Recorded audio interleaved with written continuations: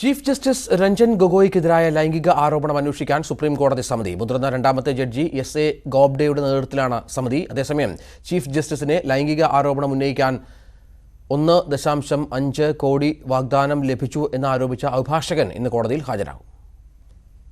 Chief ജസ്റ്റിസിനെതിരെ ഉയർന്ന ലൈംഗികാരോപണം അന്വേഷിക്കാൻ പ്രത്യേക സമിതി വേണമെന്ന ആവശ്യം നിയമവൃത്തങ്ങളിൽ സജീവമായതോടെയാണ് അന്വേഷിക്കാൻ സുപ്രീം കോടതി സമിതിയെ നിയോഗിക്കാനുള്ള തീരുമാനം.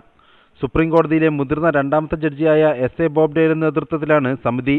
ബോബ്ഡെയെ കൂടാതെ ജസ്റ്റിസുമാരായ എൻ.വി. രമണ, ഇന്ദിരാ ബാനർജി എന്നിവരും സമിതിയിൽ അംഗങ്ങളാണ്. മുതിർന്ന മൂന്നാമത്തെ ജഡ്ജി എന്ന പരിഗണനയിലാണ് എൻ.വി. രമണയെ സമിതിയിൽ അംഗമാക്കിയപ്പോൾ സ്ത്രീ പ്രാതിനിധ്യം ഉറപ്പാക്കാൻ വേണ്ടിയാണ് ഇന്ദിരാ ബാനർജിയെ സമിതിയിൽ ഉൾപ്പെടുത്തിയത്. ആഭ്യന്തര അന്വേഷണത്തിനാണ് സമിതി നേതൃത്വം നൽകുക.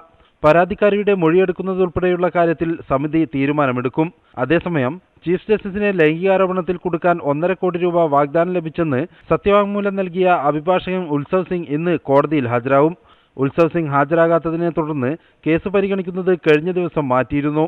ചീഫ് ജസ്റ്റിസിനെ കുടുക്കാൻ ശ്രമിക്കുന്നതിൽ ജഡ്ജിമാർക്കും പങ്കുണ്ടെന്ന സത്യവാങ്മൂലത്തിലെ പരാമർശവും അഭിഭാഷകൻ വിശദീകരിക്കും.